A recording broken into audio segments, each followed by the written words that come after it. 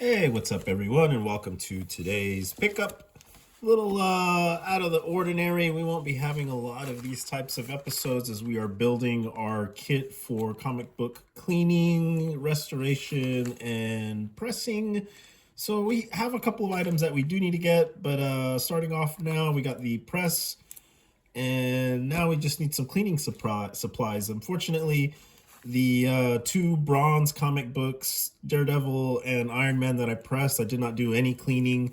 So I finally went ahead and picked up some stuff. So I want to go over them with you. So let's jump into it. I guess starting off, I went to Daiso, spent a total of $50 between Daiso and Target. And we got one of these cutting mats, which are really nice. It's just a work mat. This was like $4, I think, something like that. It's not like one of the nicer ones that are like 10 or 12 bucks. But, you know, if you're trying to save some money like myself, this is a great option, and it does a pretty nice job. You know, I'm not going to say it's perfect, but it does fit your comic book, and it does gives you a nice working area. It is a little narrow. A bigger one would be kind of nice, but this was the biggest that they had, which is fine. Maybe down the line I'll get one of the bigger ones. They're about like 30 bucks that are like double the size, so you have a little more real estate to work with. But for now, really happy with this. $4, adding it to the kit. Going on to some cleaning supplies at Target. We got some clean erasers, very abrasive. These you only want to use in certain circumstances, and I'm sure we will be going over on some videos with some good examples to use these. They're kind of a last resort, and they're highly abrasive, so you want to be extra careful, but they are good to have, so we will be adding them. One of the guys on the blogs mentioned that these dry cloth sweeper refills are really good when you first receive your comic book. When you get your book, these are really good to kind of give it your first wipe down.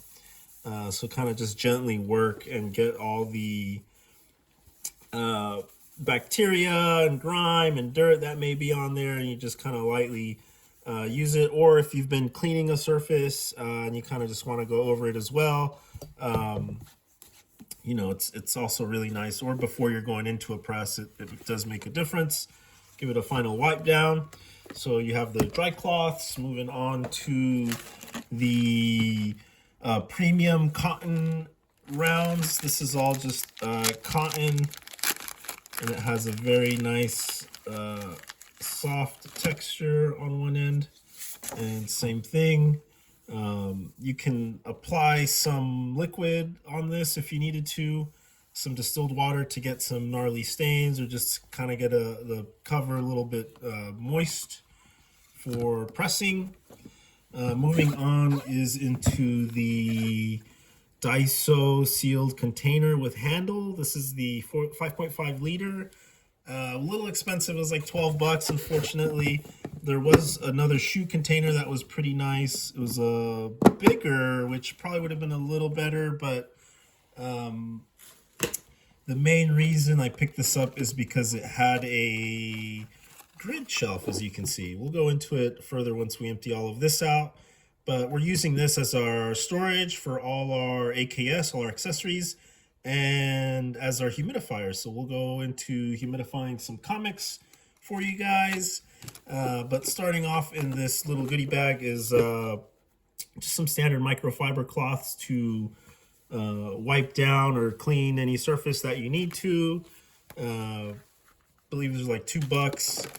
Then we have this cool, totally not necessary, but I want to keep my cotton swabs clean, and you know, if they're rolling around and easy to get to, this just makes it very accessible, and it works very nicely on your desk. The next thing is the one-touch dispensers. These kind of can be pretty expensive on Amazon. I've seen them for like 10 bucks for a pair. This was $2, and you just give it one pump and you put distilled water, and it'll give you a little moisture on your pad to clean. I'm using this to carry all our cotton rounds so they stay clean, and I can throw them in here whenever I want to. Moving on to some of the erasers. Japan is known for making their mono erasers. These are actually pretty expensive. I bought some at Michael's that I'm going to return. It was like $6 for like a pack of 3 or whatever. These were 250, 225. And I went ahead and got these as well to try out. These aren't mentioned on any of the blogs and reviews, but whatever. We'll just have an extra case. If not, we can always go back and get some plastic monos, which work really well. Nice little brush here to kind of dust away some of the eraser residue that's left over and just when you're cleaning. And I think I'll be using this to hold the brush may work, and then some of these erasers, we'll put them in here as well. And then finishing off with this little container. I really did risk it. The shoe box was a lot better, I think, than this one. But I was trying to figure out a way to make this type of grid, and they did have some stuff that I could have jerry-rigged and made it work. But you know, this just had it all in one package, so I just figured I would go this route. But the idea of it is that we have this raised, we put water and something to kind of elevate this from the top. And then you put your comic book. I would wrap it in paper towels. And then we put our lid in. For something like this, a glossy, more modern book, we would leave it in here for about 15 minutes. There are different times for different types of paper, different eras of comic books. But yeah, and I wouldn't touch it. I'll just leave it because you don't want to avoid splashing or moving this. And honestly, I wouldn't even cinch it down. I would just kind of leave it like that for the time. Set your timer. Once it's done, be very careful. And you can have the paper towel set up to where you can just pull it out very easy without splashing or agitating the water too much. But yeah, it just barely fits in there. I don't know how some of the older books are going to do. This may be too small, but we'll have to find out and wait and see. But for now, this works. If I do get the shoe one, which is bigger, I could use this plate technically and just have build some risers for it. This one has some risers, but it's just not tall enough. You will get water on it. So we'll be figuring out some solutions. So be sure to stay tuned and see how we go about this process.